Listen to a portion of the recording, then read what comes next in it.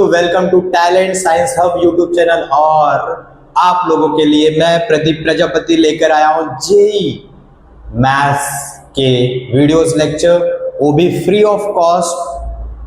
आप लोगों के लिए मैंने ये डिसाइड किया है कि आप लोगों को फ्री ऑफ कॉस्ट में जेई के मैथ्स के लेक्चर दूंगा।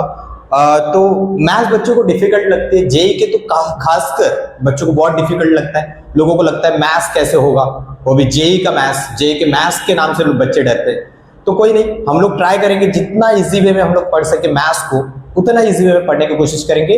और साथ ही साथ मैं आप लोगों को ये बोलना चाहूंगा कि जो भी आपके फ्रेंड सर्कल में जो भी आपके मित्र हैं, सखी है, मित्र है, जो भी है, आप उनको ये वीडियोस शेयर करें। ओके, ऐसा नहीं मेरे यूट्यूब चैनल को शेयर करें, आप जिन भी टीचर्स को जानते हैं सबको शेयर कर सकते हैं। ओके, ऐसी बात नहीं है, बट मैं भी ट्राई कर रहा हूं कि उन टीचर्स के बराबर आने की कोशिश करूं, इसलिए आप मुझे हेल्प कर सकते हैं उन सब चीजों में।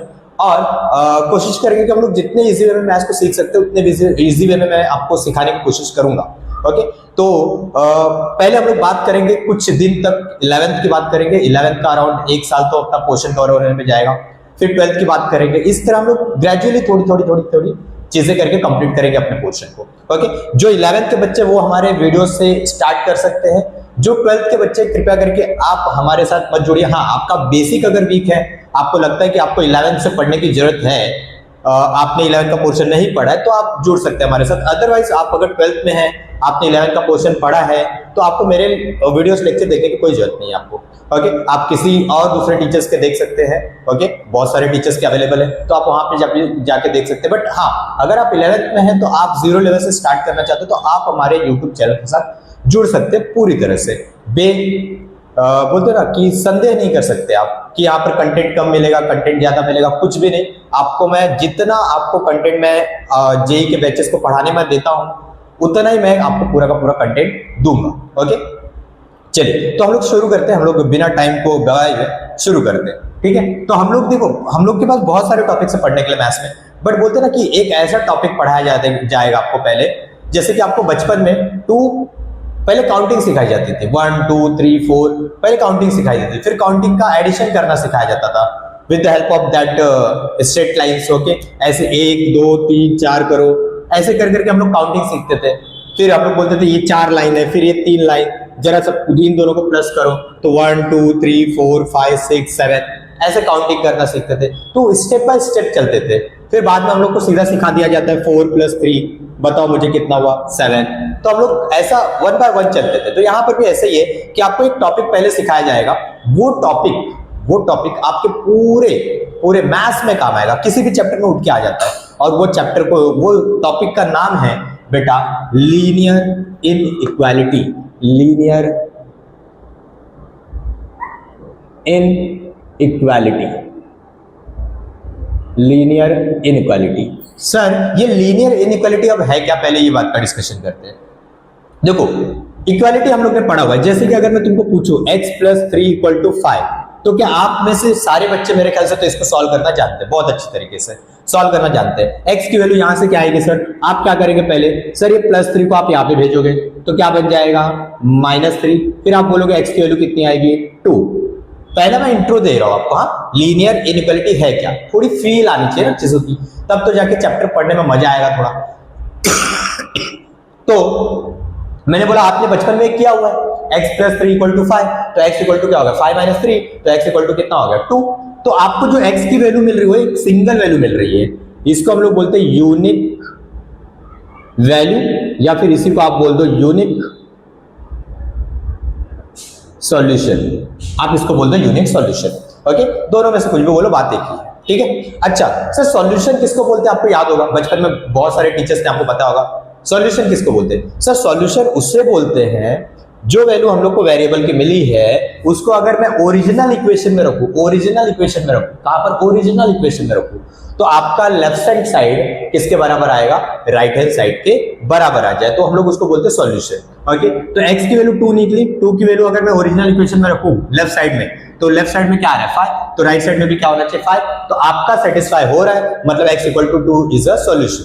ओके, अब बेटा बात क्या होगा, ये तो हम लोग ने बचपन में बात किया, इसको हम लोग बोलते हैं बेटा इक्वालिटी, इसको हम लोग बोलते हैं इक्वालिटी, इसे हम लोग बोलते हैं इक्वालिटी। बट सर इनइक्वालिटी मतलब क्या, अब यही क्वेश्चन मैं सेम दूं, बट कुछ ऐसा साइन लगा के दे दूं, या फिर मैं इसको ऐसे लगा के दे दूं, या फिर मैं इसको ऐसे लगा के दे दूं, या फिर मैं इसको ऐसे लगा के दे दूं, इनमें से कोई भी दे दो सर। चार चीजें हैं, चार क्वेश्चन बन गए। बस यहां पे क्या बोला मैंने, x plus three is greater than 5, यहां पर क्या बोला x plus three is less than 5, ये यहां पे क्या बोला x plus three is greater than और इक्वल टू 5। अभी वो बताऊंगा कैसे इसको प्रोनाउंस कैसे बोलते हैं, ये बात मैं आपको बताऊंगा। x plus three is less than और इक्वल टू 5, ओके, ये सब बातें हो गई। हाँ, लेकिन मैं आपको बस एक चीज बताना चाहूंगा, इन सबको हटा दो, इन सबसे मुझे लेना देना नहीं है। मैं आपको इसके बारे में बताना चाहता हूं। सर आप यहाँ पे क्या करते हैं, आप बचपन में जो सीखे वो अप्लाई कर देते हैं बिना सोचे समझे। आप क्या करते, प्लस थ्री को इधर भेज देते, तो क्या बन जाता माइनस थ्री, तो यहां से x की वैल्यू क्या आ गई, 2 से बड़ी। यहां पे क्या बोल रहा है, x value of x is greater than 2। आप x की वैल्यू क्या बोलोगे बेटा, 2 से बड़ी है।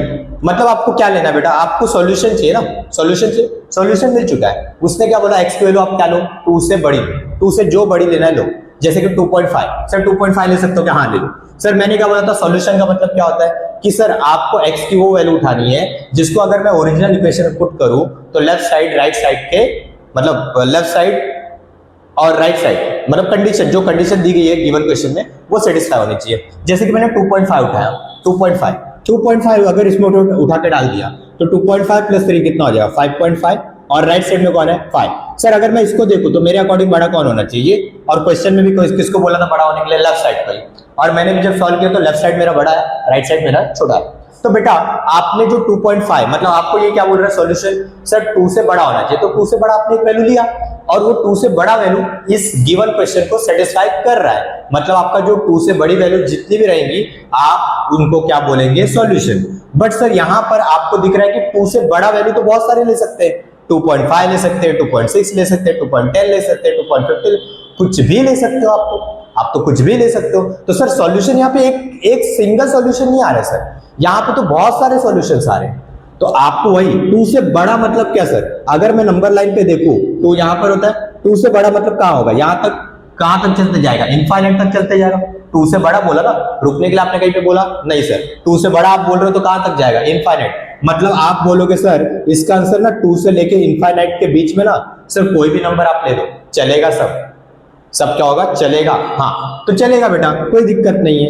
लेकिन सर यहां पर आपको एक रेंज दी जा रही है कि आंसर आपका जो होगा वो 2 से बड़ा होना चाहिए, 2 से छोटा नहीं, 2 से बड़ा होना चाहिए। अब 2 से बड़ा आप कुछ भी वैल्यू लो, मतलब आपको यहां पर यूनिक सॉल्यूशन नहीं मिलेगा। यहां पे जो आपको मिल रहा है, यहां पर आपको क्या मिल रहा है, रेंज ऑफ सॉल्यूशन। सॉल्यूशन का आपको क्या मिल रहा है, रेंज। सॉल्यूशन का आपको क्या मिल रहा है, रेंज। आपको कोई यूनिक सॉल्यूशन नहीं मिल रहा है, आपको क्या मिल रहा है, एक रेंज मिल रहा है सॉल्यूशन का। क्या आपको ये बात समझ में आ चुकी है। तो सर इसको, इसी को हम लोग जो बोल रहे हैं, ये वाली चीज, इसको हम लोग बोलते हैं बेटा इनइक्वालिटी।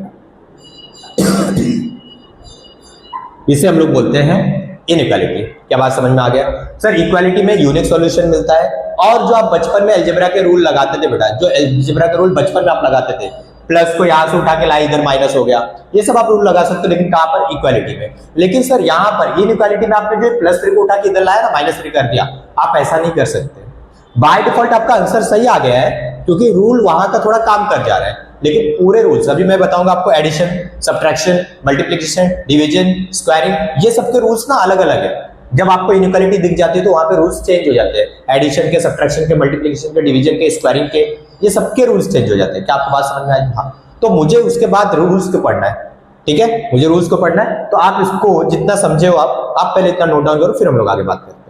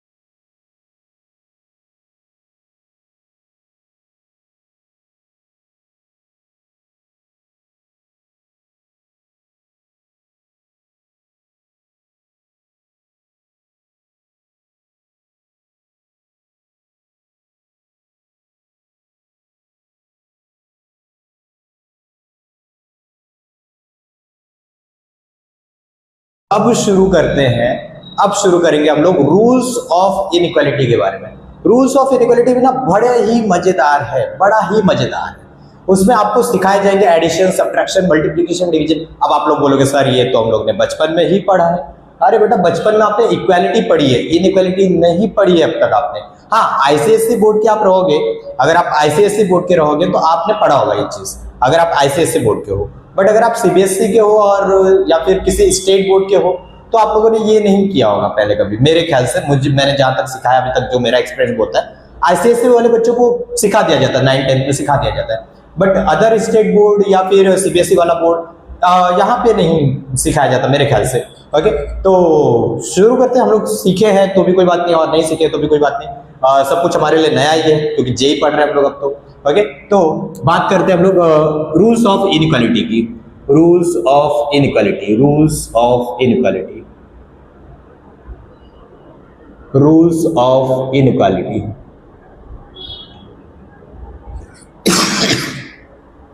रूल्स ऑफ इनइक्वालिटी की बात करते हैं तो पहला हम लोग जो रूल पढ़ेंगे बेटा, वो पहला पढ़ेंगे हम लोग एडिशन के लिए। पहला रूल पढ़ेंगे हम लोग एडिशन के लिए। जैसे कि सर अगर हम लोग ने एक इनइक्वालिटी लिया, जैसे कि 2, 3, सर इसमें बड़ा कौन है आपको पता ही है, 3।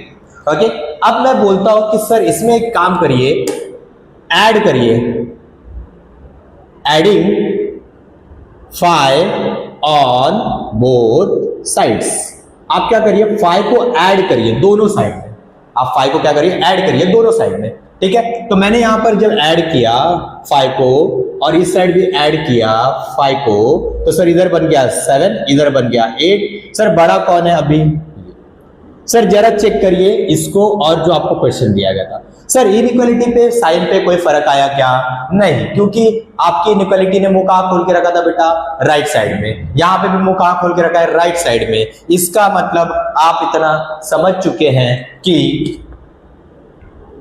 Sign of inequality does not change.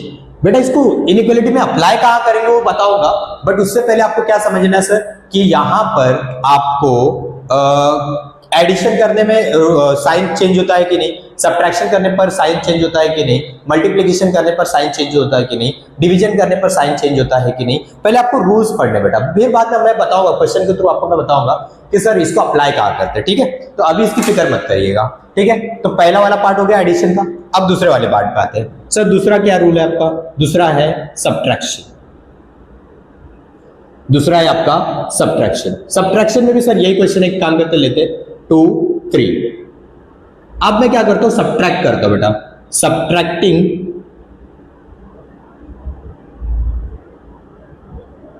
3 on, subtracting 3 on both side. मैं क्या करता हूं, 3 से दोनों साइड सब्ट्रैक्ट कर देता हूं। तो यहां पे क्या होगा, 2 - 3, और यहां पे क्या होगा 3 - 3। सर यहां पर कितना हो गया, -1, यहां पे कितना हो गया 0। सर आपको अभी भी बड़ा कौन दिख रहा है, 0 बड़ा है। और यहां पर देखो जो क्वेश्चन दिया गया था उसमें सर अभी भी देखो क्या साइन ऑफ इनइक्वालिटी चेंज हुई क्या? Inequality sign does not change, does not change. मतलब सर अगर आपने किसी भी इनइक्वालिटी में किसी भी नंबर को ऐड किया या फिर सब्ट्रैक्ट किया, सर ऐड किया या सब्ट्रैक्ट किया, तो आपके इनइक्वालिटी की साइन पर कोई भी फर्क नहीं पड़ता, कोई भी फर्क नहीं पड़ता। क्या आपको बात समझ में आ चुकी है? हाँ, जा रहे हैं मल्टीप्लिकेशन करने के लिए। तो मल्टीप्लिकेशन का रूल देखिए क्या है, थर्ड वन, मल्टीप्लिकेशन। बेटा मल्टीप्लिकेशन में आपको 2 केसेस बताए जाएंगे। एक होगा जब आप किसी पॉजिटिव नंबर से मल्टीप्लाई करेंगे, और एक केस होगा जब आप किसी नेगेटिव नंबर से मल्टीप्लाई करेंगे। तब आपको देखा जाएगा कि इनइक्वालिटी पर क्या फर्क पड़ता है, फर्क पड़ता है कि नहीं पड़ता है, वो देखे जाएंगी चीजें। ठीक है, तो case number 1, case 1 when multiplication number when multiplication number is positive, when multiplication number is positive, जब मैं मल्टीप्लीकेशन किसी पॉजिटिव नंबर से करूं तब क्या फर्क पड़ेगा? तो देखते हैं। अगर मैंने बोला 3, यहां पे मैंने बोला 2, मैंने बोला इसमें ग्रेटर कौन है सर? ये, ठीक है, ये मैंने बोला किसी पॉजिटिव नंबर से मल्टीप्लाई करो, जस्ट लाइक कि multiplying by 2 on both sides. मैं 2 से दोनों साइड मल्टीप्लाई करता हूं और 2 मेरा पॉजिटिव नंबर है, देख सकता हूं मैं। तो यहां पर भी 2 से मैं मल्टीप्लाई करता हूं और यहां पर भी 2 से मल्टीप्लाई करता हूं। ये बनेगा 6, ये बनेगा 4। अभी भी देखो बड़ा कौन है 6। तो जरा चेक करिएगा, मल्टीप्लीकेशन से पहले वाला जो साइन है इनइक्वालिटी का, वो भी लेफ्ट साइड ही मुंह खोला हुआ है, और जब मल्टीप्लीकेशन के बाद मैं कर रहा हूं, चेक कर रहा हूं इनइक्वालिटी का साइन, वो भी लेफ्ट साइड ही मुंह खुला हुआ है। मतलब अगर आप पॉजिटिव नंबर से मल्टीप्लाई करते हैं, पॉजिटिव नंबर से मल्टीप्लाई करते हैं, तो आपके इनइक्वालिटी पर कोई फर्क नहीं पड़ता। तो यहां पर लिखेंगे, क्या लिखेंगे बेटा हम लोग? If inequality is multiplied by positive number, inequality sign remains same. Inequality sign remains same. Okay, तो आपको ये बात समझना है कि अगर मैंने किसी पॉजिटिव नंबर से मल्टीप्लाई किया तो आपके इनइक्वालिटी के साइन पर कोई भी फर्क नहीं पड़ेगा। पहला केस हो गया। Second case number 2, when multiplication number is negative. अगर मैं किसी नेगेटिव नंबर से मल्टीप्लाई कर देता हूं, तब क्या फर्क पड़ेगा वो देखते हैं। तो एग्जांपल यही लेता हूं मैं, 3, 2, सर ग्रेटर कौन है? 3 बड़ा है। आप इसको मल्टीप्लाई कर दीजिए -2 से, पहले +2 से किया था, अब -2 से। तो मल्टीप्लाइंग बाय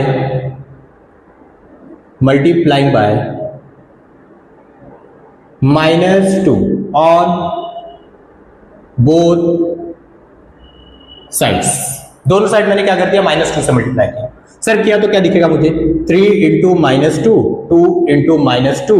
सर यहाँ पर कितना बना? -6। यहाँ पे क्या बना? -4। सर बड़ा कौन है? -4 बड़ा है।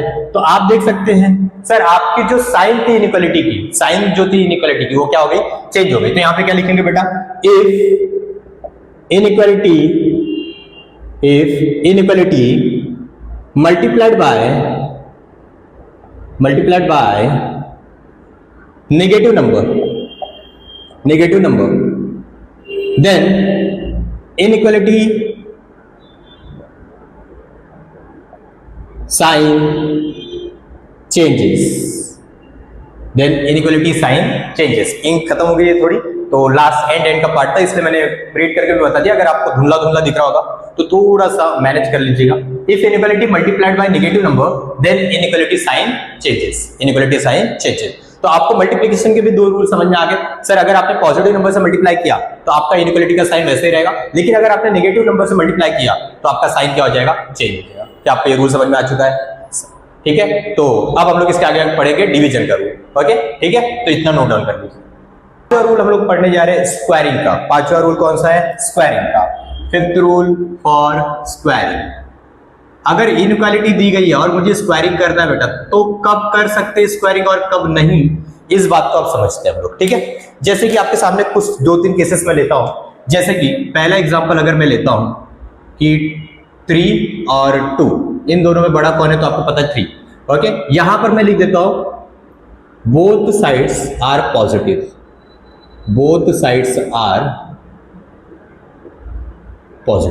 दोनों साइड आपका क्या है? पॉजिटिव है यहां पर। तो मैं स्क्वायरिंग ऑन बोथ साइड करता हूं बेटा, squaring on both sides. Sir अगर मैं दोनों साइड का स्क्वायरिंग करता हूं तो 3 का स्क्वायर, 2 का स्क्वायर, यहां पर क्या बन गया? 9, यहां क्या बन गया? 4। सर बड़ा कौन है? ये। सर आप देख पा रहे हैं कि स्क्वायरिंग करने से पहले और स्क्वायरिंग करने के बाद सर आपकी इनइक्वालिटी पर कोई फर्क आया क्या? नहीं। इनइक्वालिटी पर कोई फर्क आया क्या? नहीं। Inequality does not change, inequality does not change. Okay, second example लेते हैं। अब आपने बोला कि सर एक साइड, दोनों साइड आपने पॉजिटिव लिया। अब एक काम करिए, एक साइड आप पॉजिटिव लीजिए, एक साइड नेगेटिव लीजिए। तो मैंने एक काम किया कि -3 एक साइड ले लिया और एक साइड ले लिया 2। अब बड़ा कौन है? 2 बड़ा है। और इसी में साथ में मैं ले लेता हूं, एक साइड नेगेटिव लीजिए। तो मैंने आपका एक साइड इधर देखिए नेगेटिव ले लिया, एक साइड पॉजिटिव। यहां पर भी मैंने 2 एग्जांपल लिए, एक साइड पॉजिटिव एक साइड नेगेटिव। अगर मैं इस केस में स्क्वायरिंग ऑन बोथ साइड करता हूं, squaring on both side, squaring on both side, तो आपको आंसर क्या मिलेगा? देखते हैं। सर यहां पर क्या हो जाएगा? 9 हो जाएगा, यहां पर क्या हो जाएगा? 4 हो जाएगा। बड़ा कौन है? ये। तो आप देख रहे हैं कि सर अगर एक साइड नेगेटिव लिया, एक साइड पॉजिटिव लिया, ओके, यहां पर मैं क्या लिख देता हूं बेटा? यहां पर एक मिनट रुकिए।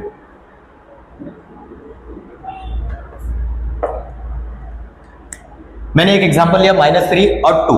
ओके, इसमें बड़ा कौन है बेटा? आपको पता चल रहा है 2। लेकिन आपने कौन सा केस लिया सर? यहां पर both sides are opposite side, both sides are of opposite side.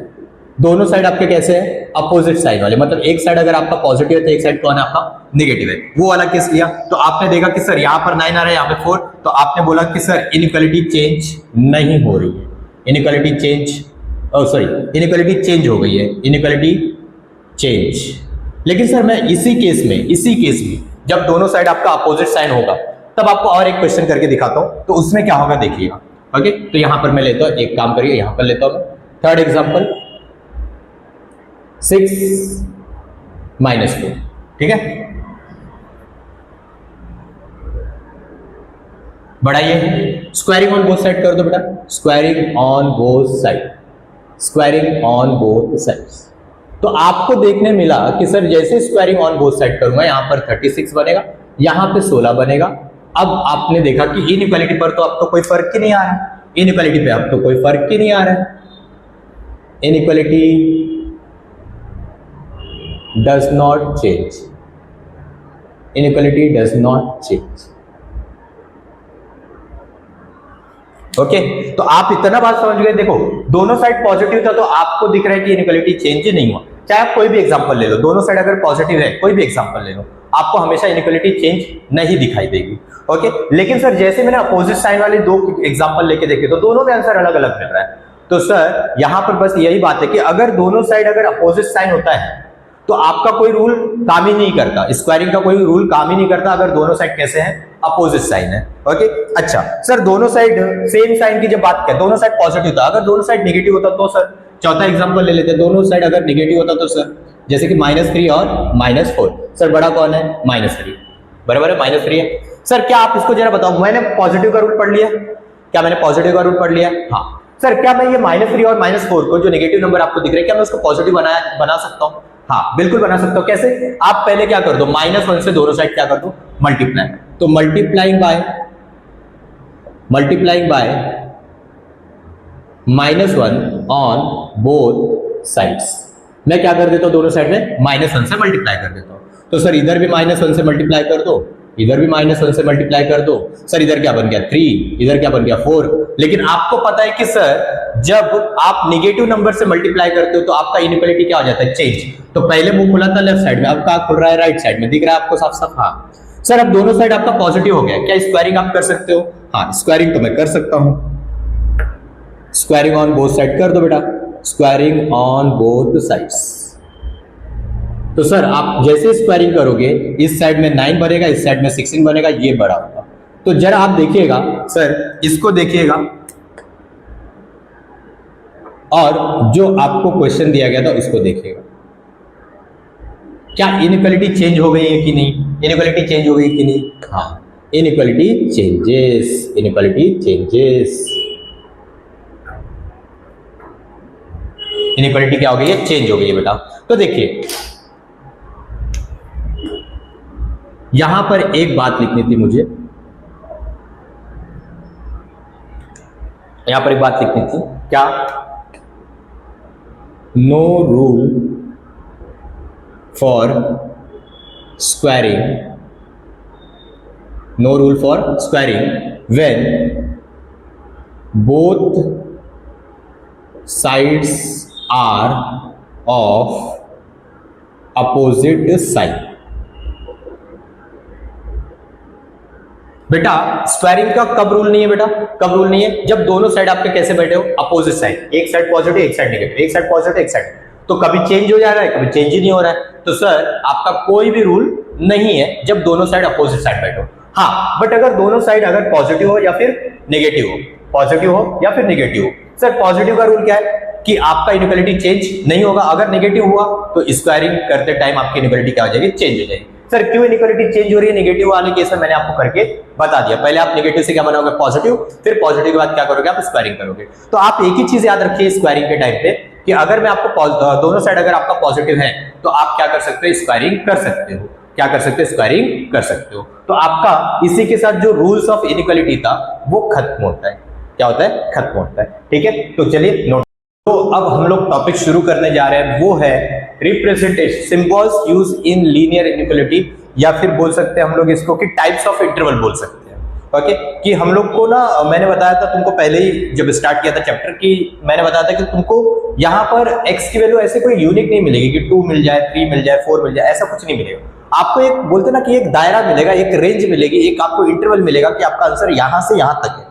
आपको एग्जैक्ट आंसर नहीं दिया जाएगा, आपको क्या दिया जाएगा? एक रेंज दिया जाएगा कि आप इस रेंज के बीच का कोई भी नंबर उठा के चेक कर सकते हो, वो आपका आंसर होगा। ओके, ऐसा ही। तो इसको आप रिप्रेजेंट करने का तरीका क्या है? सामने वाले को अगर मुझे आंसर बताना तो लिखूंगा कैसे? मैं उसे लिख के कैसे सामने वाले को बताऊंगा? तो उसके लिए हम लोग को ये चीज पढ़ाई जाती है जिसका नाम है symbols used in linear inequality, या फिर बोल लो टाइप्स ऑफ इंटरवल। ओके, तो मैं टाइप्स ऑफ इंटरवल में बात करूंगा तो 3 टाइप्स के इंटरवल होते हैं। ओके, एक होता है अपना ओपन इंटरवल, एक होता है क्लोज इंटरवल, एक होता है सेमी क्लोज या फिर सेमी ओपन। ओके, तो आप ओपन इंटरवल का मतलब समझिए पहले बात। तो अगर मैंने आपको लिख के दे दिया कि आपका आंसर A to B है, आपका आंसर क्या है? A to B लिखा हुआ है आपका आंसर। ओके, और मैं देख सकते हो आप A के लेफ्ट साइड में भी मैंने यहाँ पर एक ब्रैकेट लगाया और B के इस साइड भी एक ब्रैकेट लगाया। ओके, ये ब्रैकेट वो बचपन वाला ब्रैकेट नहीं है कि आप दो लोगों को अलग अलग दिखाने के लिए आप ब्रैकेट लगाते थे, वो वाला बात नहीं है। यहाँ पे ये ब्रैकेट का मतलब अलग हो जाता है। ओके, तो ये ब्रैकेट को हम लोग बोलते हैं पहली बात तो ओपन ब्रैकेट। याद रखेंगे आज से इस ब्रैकेट को हम लोग क्या बोलते हैं? Open bracket. ओके, अब इस ओपन ब्रैकेट का मतलब क्या है? सर अगर मैंने ऐसे लिख दिया इसका मतलब क्या है? मान लो फॉर एग्जांपल मैं आपको आंसर देता हूं 2,3, यहां पर भी ओपन ब्रैकेट, यहां पर भी ओपन ब्रैकेट, मैंने दोनों जगह क्या लगाया? ओपन ब्रैकेट लगाया। ओपन ब्रैकेट का मतलब क्या है? तो मैंने देखो सेकंड कॉलम बनाया मीनिंग का। मीनिंग का मतलब क्या है? पहले एक बार रीड करते देखो, values between A to B are included but A and B are excluded. अब इसका मतलब क्या है सर? अगर आपने जैसे कि 2 से 3 लिखा, 2,3 दोनों जगह ओपन ब्रैकेट आपने लगाया, तो इसका मतलब क्या? मैं ये समझूंगा अगर आपने ऐसा लिख के दिया 2,3 फिर 2 पर भी ओपन ब्रैकेट, 3 पर भी ओपन ब्रैकेट, तो मैं इसका मतलब समझूंगा कि आपने 2 से 3 के बीच के सारे वैल्यूज को इंक्लूड किया अपने आंसर में। अपने आंसर में 2 से 3 के बीच के सारे वैल्यूज को इंक्लूड किया है। जब बात आएगी 2 और 3 की तो आपने 2 पर भी कौन सा ब्रैकेट लगाया? ओपन ब्रैकेट, और 3 पर भी कौन सा ब्रैकेट लगाया? Open bracket. तो मैं इसका मतलब समझूंगा कि सर आपने 2 को एक्सक्लूड कर दिया, मतलब इंक्लूड अपने आंसर में नहीं किया है, और 3 को भी क्या कर दिया? एक्सक्लूड कर दिया, मतलब आपने अपने आंसर में इंक्लूड नहीं किया है। तो इसका मतलब यही है कि अगर मैंने A to B लिखा तो इसका मतलब क्या है? आप A से B के बीच के सारे नंबर इंक्लूड करोगे, बट जो एंड पॉइंट है A और B इसको आप इंक्लूड नहीं करोगे। इंक्लूड नहीं करने का रीजन क्या है कि आपने A और B पर कौन सा ब्रैकेट लगाया? बेटा ओपन ब्रैकेट लगाया। अब इसी चीज को हम लोग को नंबर लाइन रिप्रेजेंटेशन में भी बताना होता है सामने वाले को, तो वो कैसे बताएंगे? तो मैंने एक नंबर लाइन बना दी -∞ से +∞। आपको पता है लेफ्ट साइड में आपका नेगेटिव रहता है और राइट साइड में आपका पॉजिटिव रहता है। अब मैंने इस नंबर लाइन पे जो आपको आंसर मिला है, जैसे कि आपको आंसर क्या मिला था? A और B, A to B मिला था, तो आपने नंबर लाइन पर A को प्लॉट किया और B को प्लॉट किया, दोनों को प्लॉट कर दिया। हाँ सर, आपने A को लेफ्ट साइड में ही और B को राइट साइड में क्यों प्लॉट किया? तो मैंने बोला मैं ऐसा अज्यूम करके चला हूं कि ये A की जो वैल्यू है वो B के कंपैरिजन में क्या है? छोटी है। A की जो वैल्यू है वो B के कंपैरिजन में क्या है? छोटी। तो मैंने यहाँ पे लिखा भी है A is less than B। Okay, अब आपने बोला कि सर अब आप बताओ कि A से B के बीच की सारी वैल्यूज आपने इंक्लूड की है, तो आप कैसे बताएंगे सर? आप A से B के बीच में एक स्ट्रेट लाइन ड्रॉ करेंगे। A से B के बीच में क्या ड्रॉ करेंगे? एक स्ट्रेट लाइन ड्रॉ करेंगे। लेकिन सर अगर आप A को और B को इंक्लूड नहीं कर रहे तो यहां पर आप क्या कौन सा सर्कल लगाएंगे? बेटा ये वाला सर्कल लगाएंगे। ये वाला सर्कल मतलब कौन सा? Hollow circle. Sir hollow circle जब भी आप लगाओगे ना नंबर लाइन में जब भी आप हॉलो सर्कल लगाओगे तो मैं इसका मतलब समझूंगा कि आपने उस वैल्यू को क्या कर दिया, हटा दिया। मतलब आप ए से बी के बीच में देखो, आपने कहीं पे हॉलो सर्कल ड्रॉ किया कि ए से बी के बीच में, नहीं, मतलब ए से बी के बीच की सारी वैल्यूज आपने ली है। लेकिन सर आपने ए पर हॉलो सर्कल बना दिया और बी पर भी हॉलो सर्कल बनाया, मतलब आपने उस वैल्यू को ए और बी को हटा दिया है, ए और बी को नहीं लिया है अपने आंसर में। ठीक है, ये पहली बात होगी इसमें ओपन इंटरवल। अब बात आती है किसकी, क्लोज इंटरवल की बात करते हैं। क्लोज इंटरवल को कैसे हम लोग रिप्रेजेंटेशन करते हैं? सर ए से बी के बीच के सारे वैल्यूज तो लेने ही रहेंगे। सर आपका ऐसे लिखा जाए, सर ऐसे लिखा जाए, अगर मैंने इसको ऐसे लिख दिया 2,3, यहां पर भी हम लोग ने ये वाला ब्रैकेट लगाया, ये वाला ब्रैकेट। अब इस वाले ब्रैकेट को क्या बोलते हैं, पहले ये बात को समझो। इस वाले ब्रैकेट को हम लोग बोलते हैं बेटा क्लोज ब्रैकेट। ऐसा ब्रैकेट दिखा मतलब ओपन ब्रैकेट, और ऐसा ब्रैकेट दिखा मतलब क्लोज ब्रैकेट। अब इसका मतलब क्या होता है सर? इसका मतलब होता है सर 2 से 3 के बीच के सारे वैल्यूज तो आप इंक्लूड कर ही रहे हो। बात आती है 2 और 3 की। सर 2 पर भी आपने क्लोज लगाया और 3 पर भी आपने क्या लगाया, क्लोज लगाया। सर 2 पर भी क्लोज लगाने का मतलब है आपने उस वैल्यू को इंक्लूड किया है, और 3 पर भी आपने क्लोज लगाया मतलब आपने 3 को भी क्या किया, इंक्लूड किया। मतलब इन सिंपल अगर आप ऐसा लिखते हो तो आप 2 से 3 के बीच के सारे वैल्यूज को तो ले ही रहे हो, बट जो एंड पॉइंट है 2 और 3 उसको भी आप क्या कर रहे हो, इंक्लूड कर रहे हो अपने आंसर में। ठीक है, यही बात मैंने यहां पे लिखा है, देखो values between A to B are included and also A and B both are included. अब इसको नंबर लाइन रिप्रेजेंटेशन में लाना है, तो कैसे लाए? देखो आपने बोला ए से बी के बीच के सारे नंबर ले रहे हो, तो एक लाइन ड्रॉ कर दो, सीधी सी लाइन ए से बी के बीच में। लेकिन सर अगर आप ए को ले रहे हो और बी को भी ले रहे हो तो कैसे दिखाऊंगा मैं बेटा? मैं ड्रॉ करूंगा डार्क सर्कल। मैं कैसा ड्रॉ करूंगा?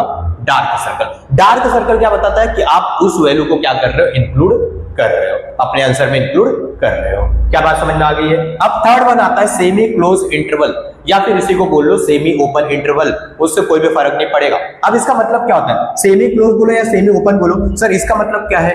अगर आप आंसर लिखते हो ए टू बी तो कहीं एक पर क्लोज लगाओ, दूसरे पे क्या लगा दो, ओपन, या फिर कहीं पर आप ओपन लगाओ, कहीं पे क्लोज लगाओ। आप जैसे कि ए पर क्लोज लगाए और बी पर क्या लगाए, ओपन। मैं चाहता हूं तो ए पर ओपन भी कर देता और बी पर क्लोज भी कर देता, वो आपके ऊपर है। ओके, अब इसका मतलब क्या होगा? सिंपल, आप ए से बी के बीच के सारे वैल्यूज इंक्लूड कर रहे हो अपने आंसर में, ए से बी के सारे वैल्यूज आप इंक्लूड कर रहे हो अपने आंसर में। लेकिन सर ए को क्या कर रहे हो, इंक्लूड कर रहे हो, क्योंकि यहाँ पे कौन सा ब्रैकेट लगा है, क्लोज। और बी को क्या कर रहे हो, एक्सक्लूड कर रहे हो, क्योंकि यहाँ पे कौन सा ब्रैकेट लगा है बेटा, ओपन। तो values between A to B are included and A included but B excluded. क्या बात समझ में आ गई? हाँ। अब इसको नंबर लाइन में कैसे दिखाएंगे? मैंने बोला ए से बी के बीच के सारे नंबर तो लेने ही आपको, तो आपको ए से बी के बीच में क्या ड्रॉ करना है, लाइन। मैंने ड्रॉ कर दिया। सर ए को आप इंक्लूड कर रहे हो तो डार्क सर्कल, बी को आप एक्सक्लूड कर रहे हो तो हॉलो सर्कल। क्या आपको बात समझ में आ गई? तो सर इसको करते हैं, इसके बाद मैं आपको क्वेश्चंस की जरूरत करता हूं, क्वेश्चंस में कैसे आपको अप्लाई करना है, जितनी चीजें हम लोग ने सीखी है, रूल्स ऑफ इनइक्वालिटी एंड ये आंसर लिखने का तरीका, ये सब की बात अभी हम लोग धीरे धीरे करते हैं क्वेश्चन के थ्रू। ठीक है, इतना नोट डाउन कर लीजिए जल्दी से।